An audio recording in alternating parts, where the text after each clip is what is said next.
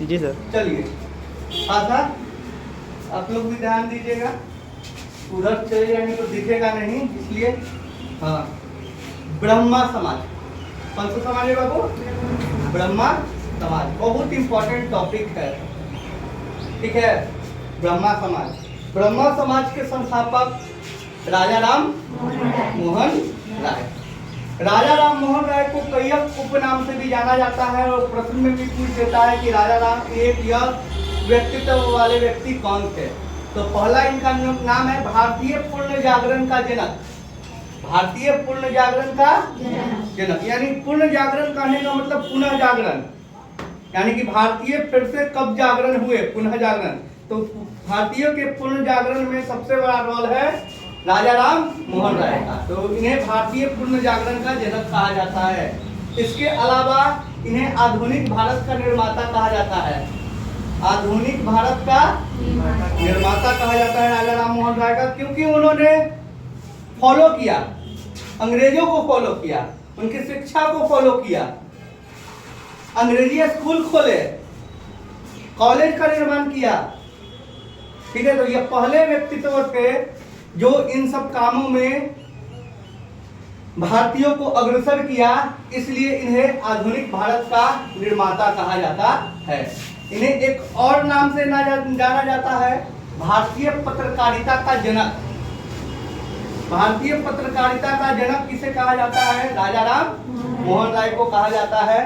तो इनके तीन उपनाम हो गए हैं, एक है भारतीय पूर्ण जागरण का जनक, आधुनिक भारत का निर्माता, भारतीय पत्रकारिता का जनक। ये सबका आंसर एक ही होगा, राजा राम मोहन राय।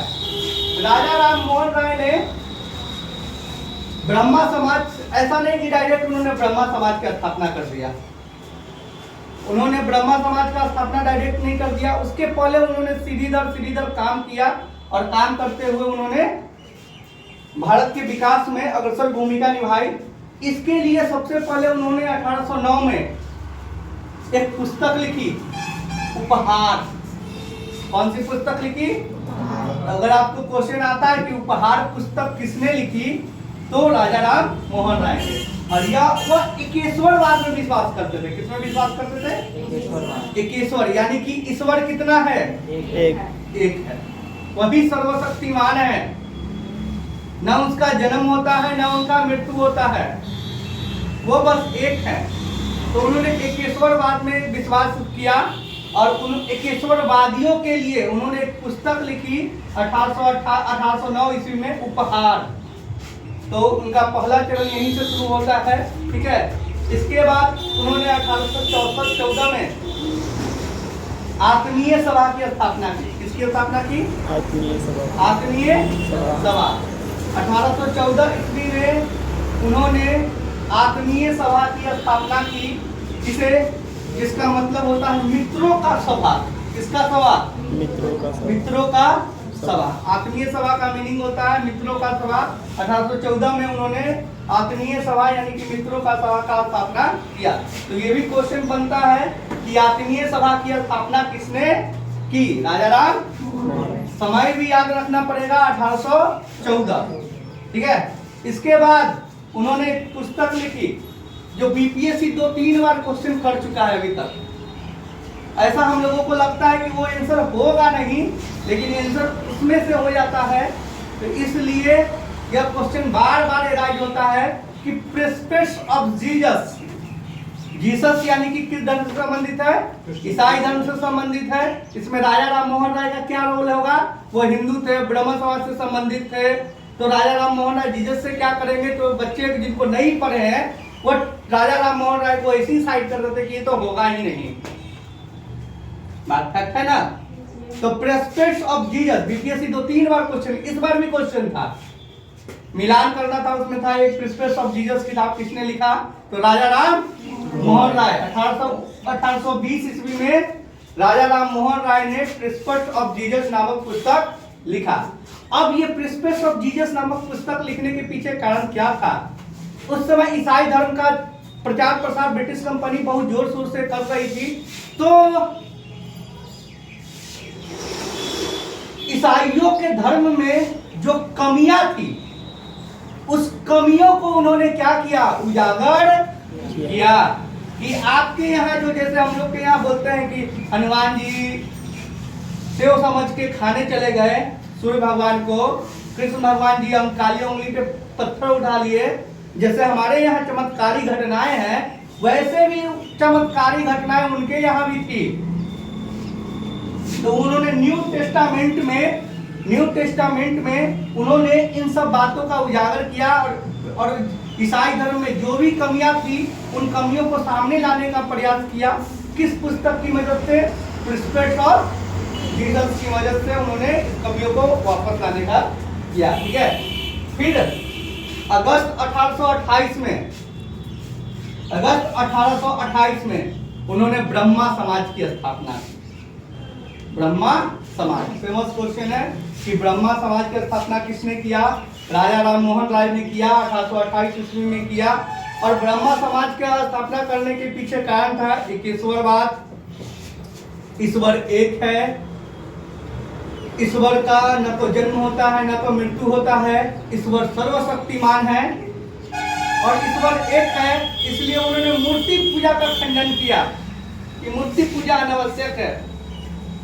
ये आप लोग जो अभी भी जो ब्रह्मा समाज के लोग मानते हैं, ब्रह्मा समाज को लोग मानते हैं, आज भी मूर्ति पूजा नहीं करते। जैसे हमारे यहाँ शिव की मूर्ति, हनुमान जी की मूर्ति, राम जी की मूर्ति की पूजा होती है, तो ब्रह्मा समाज में मूर्ति पूजा का उन्होंने क्या किया? खंडन किया कि मूर्ति पूजा अनावश्यक है। अगर ईश्वर को मानना है तो मन से माने, तन से माने, ठीक है, लेकिन उन्होंने मूर्ति पूजा का खंडन किया। तो अगर एक लाइन आए कि ब्रह्मा समाज ने किस चीज को फॉलो किया था, तो वो एक ईश्वरवाद को फॉलो किया था, मूर्ति पूजा का खंडन किया था। न ईश्वर का जन्म होता है ना मृत्यु होता है। ठीक है, 1828 ईस्वी में। इससे पहले उन्होंने समाज के विकास के लिए बहुत सारे काम किए।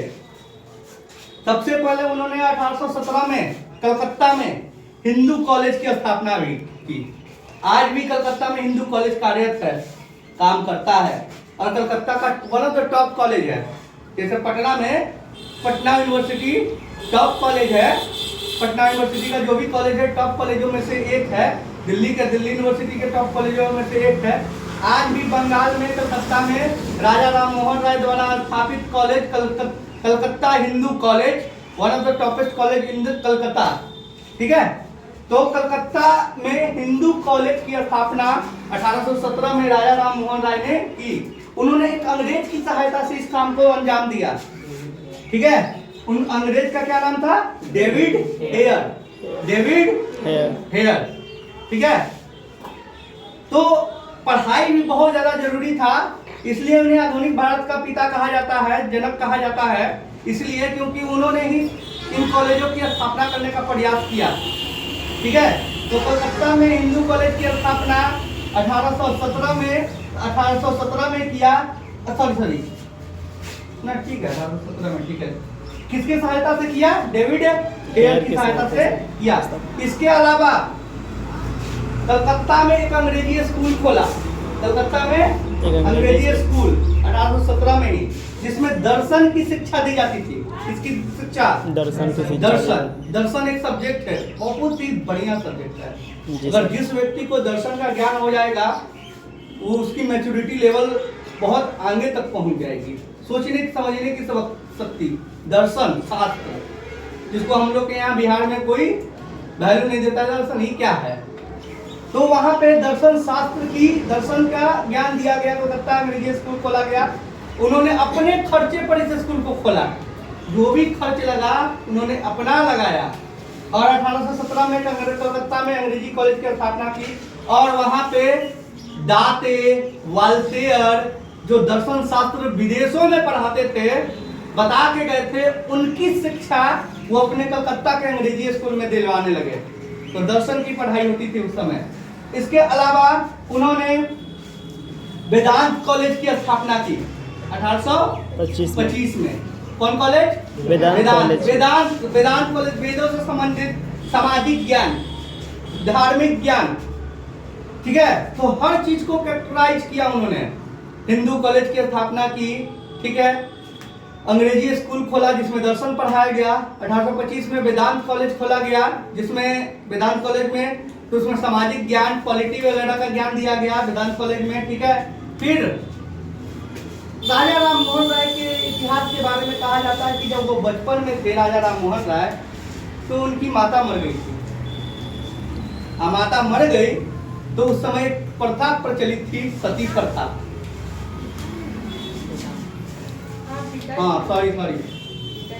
पिता न मरेगी। पिता मर गए तो उनकी माँ को साथ में सती कर दिया गया।